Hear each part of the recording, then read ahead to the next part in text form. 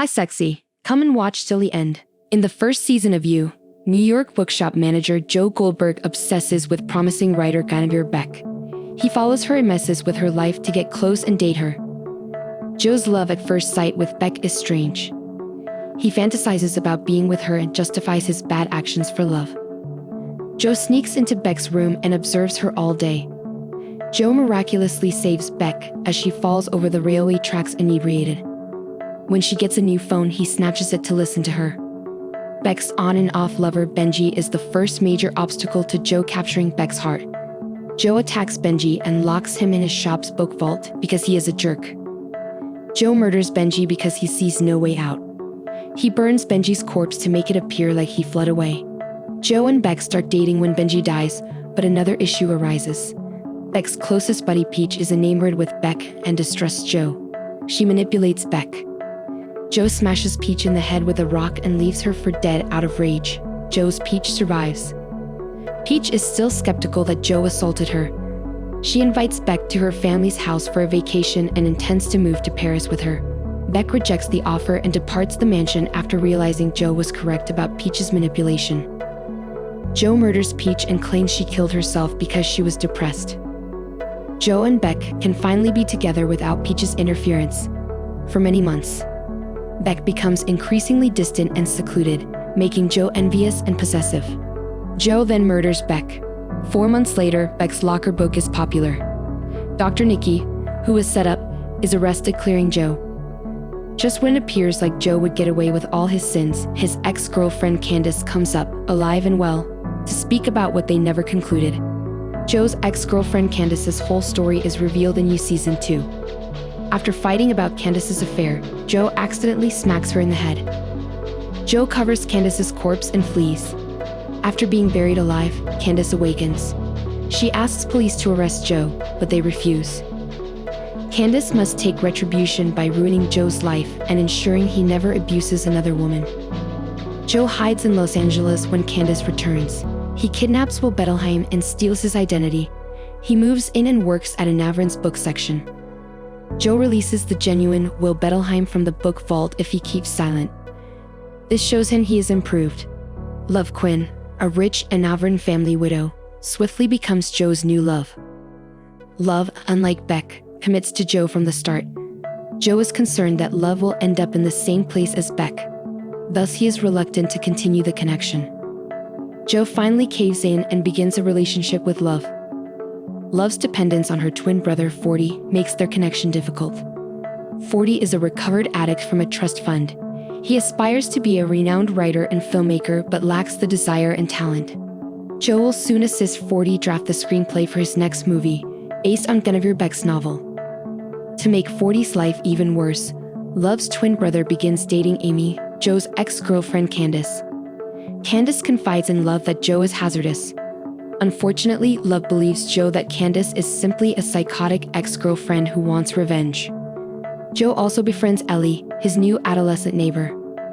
When Ellie secures an internship with famed comedian Henderson, her elder sister Delilah informs Joe that Henderson sexually assaulted youngsters, including Delilah when she was younger. Joe becomes spiteful and tells Henderson about his prior mistreatment. Joe accidentally knocks Henderson down the stairs, killing him. Joe conceals another death. Delilah's officer, Pal Fincher, begins to suspect Joe murdered Henderson despite the police's claim.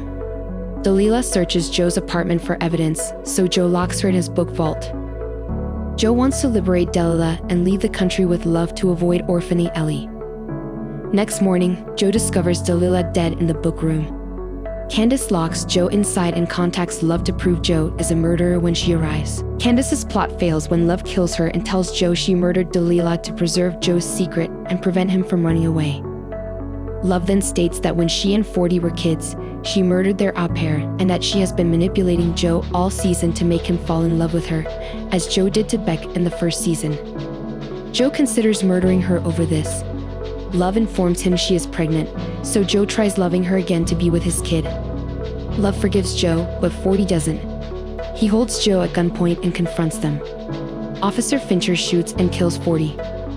The Quinn family covers up 40's murders of Henderson and Candace. Joe offers Ellie a lot of money and promises to keep giving her money while she starts a new life. After fixing his issues, Joe may live with Love and raise their kid in a comfortable suburban home. Joe cannot forget Love since she is a murderer, but he has already set his eyes on his new next-door neighbor, who he wants much more. Season 3, Joe and Love want to enjoy a nice family life in the Madre Linda suburbs in U, but things go awry immediately. Joe obsesses on their new neighbor, Natalie Engler, and neglects his wife, Love, and their kid Henry. Love kills Natalie after discovering Joe loves her. Joe and his wife cover Natalie's death and make acquaintances in their new area after helping Love dispose of her corpse. Joe falls in love with Marianne, a librarian who employs him to repair rare books. Joe follows Ryan to support his new girlfriend after learning that Marianne's ex-husband used foul methods to acquire custody of their small kid. Ryan discovers Joe is following him, forcing Joe to murder him. Love opens a bakery and installs an underground plexiglass vault. When Gil, a local anti-vaccination campaigner, accidentally gives Henry the measles, Love blames Gil for Natalie's death. Love befriends popular monk Sherry Conrad. She proposes an open relationship with Love and Joe with her husband Carrie. Joe accepts because he wants to divorce. Joe and Love accidentally admit they killed Natalie while having new sexual escapades with the Conrads. Joe and Love must control the Conrads and lock them in the plastic vault, which the odd Conrads like. Love begins a new connection while Joe pulls away to pursue his new interest. Theo, a college student, falls in love fast. Love discovers that Theo is the stepson of Natalie's murdered husband, Matthew Engler. Theo informs Love that Matthew does not think Gil is the murderer and has been observing Madre Linda's residence without authorization. After Matthew gave up, Theo witnessed Joe driving Natalie's vehicle on tape and raced to the bakery to warn Love about her husband's misdeeds. Theo discovers the Conrads imprisoned in the bakery. Joe protects him when Love knocks him unconscious. Joe asks for a divorce when Love finally admits his obsession with Marianne. Love offers her spouse Aconite to paralyze him. She then informs Marianne that Joe murdered Ryan. Love attempts to murder her husband once Marianne leaves. Joe claims he took an antidote.